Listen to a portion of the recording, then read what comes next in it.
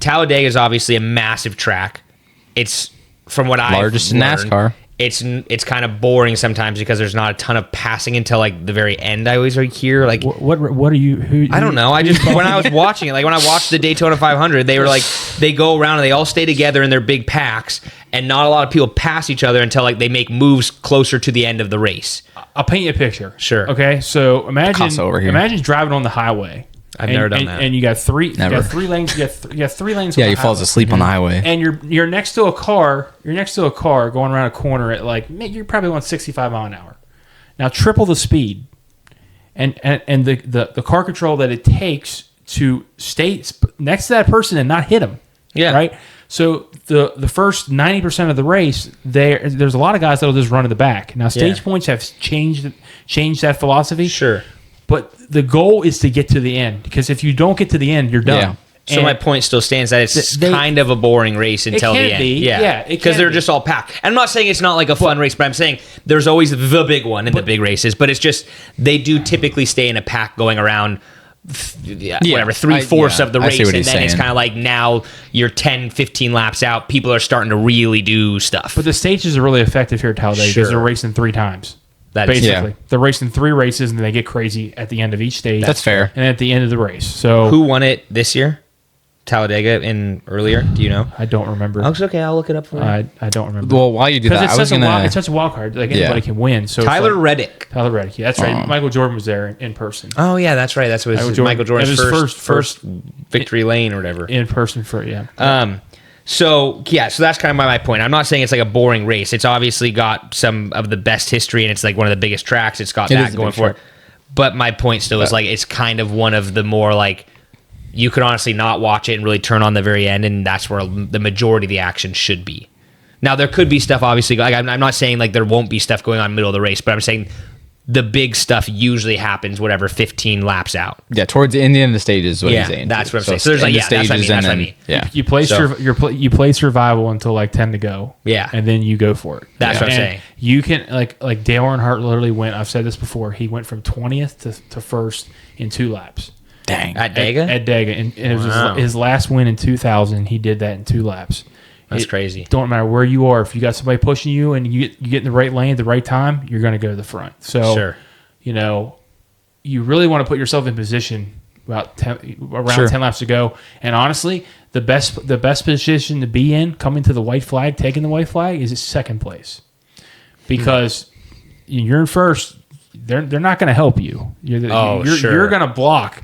All you're going to do is block, and they could wreck you. And there's been a lot of wrecks trying to block. Happens a lot, yeah. So the best spot to be in is second place, coming white flag. So going into this race, what I was curious about, what would you strategize for? Like, what would you want to do? Would you sit back the entire time, or would you be going for it on certain stages? But you use it this way to add to it. Sure, if you're like one of the top 5 drivers, so you're Hamlin's 11 clear, 18, 20. If you're one of those drivers, because obviously the guys below, I mean, everyone wants to win. First off, like but playoff Hamlin's specific, but playoff specific, where it's like Hamlin, he's just like his mindset going into it is like I'm going to try to win, but I also need to finish. That's my main goal, is to finish.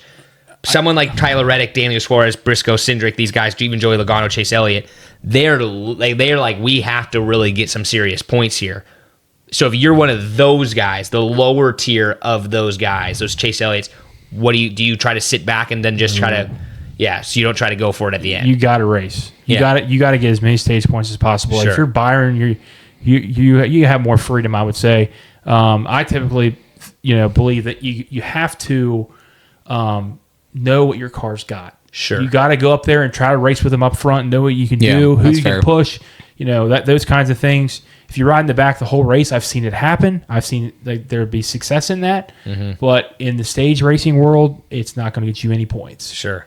So, I would kind of be easy at the start, and start methodically pushing your way through each stage. Sure. So when you get to the end of the stage, you want to be closest to the front you you can possibly want to be up front. But then after that, I would drop back a little bit, try to stay out of the mess. Because if you're in the mess, you get hit in the mess, 20 cars, 20 plus car wrecks.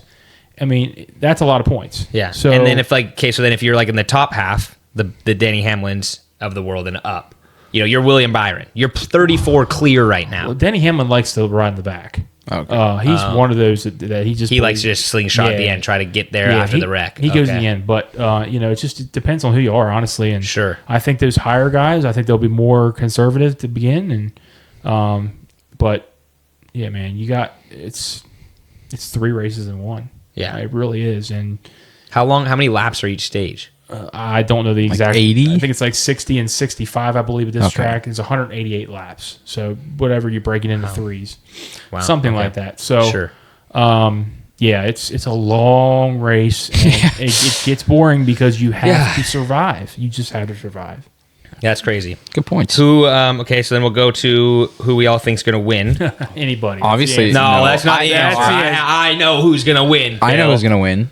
Sam's going first because I haven't looked. It's Alex Bowman. Who else would it be? Who's that? Exactly. Oh, the 48. He just He's gonna win. You keep picking him. I didn't pick him yet. Didn't you just pick him? Oh no, you picked Byron. I'm a Team Hedrick guy. I don't even know. Look at this. He knows all these things. No, I think the only reason I picked him, when Phil and I were watching it, they were talking about him just finishing well in William each Byron's race. leading in driver points really quick now. Nice. I don't know if does that matter now? What? That he's leading in driver points. William Byron. Overall driver points? Yeah. That's a separate payout at the end of the year. Oh, okay. But Kyle Larson won the regular season. Yeah. And so now this is just for the whole season. Tyler Reddick won the regular season. Yep. Whatever. Tyler Reddick won the whole thing.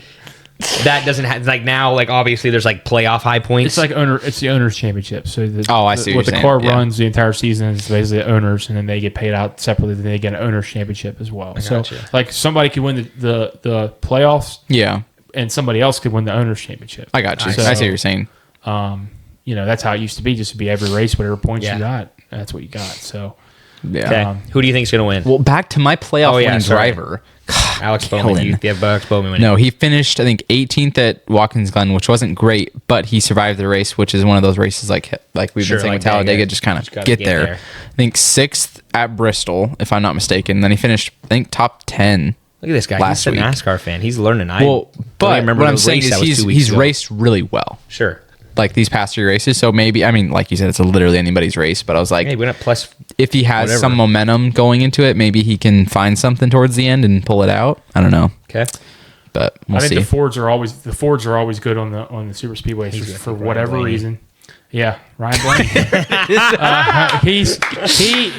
He's won there several times, and he's won there by margins.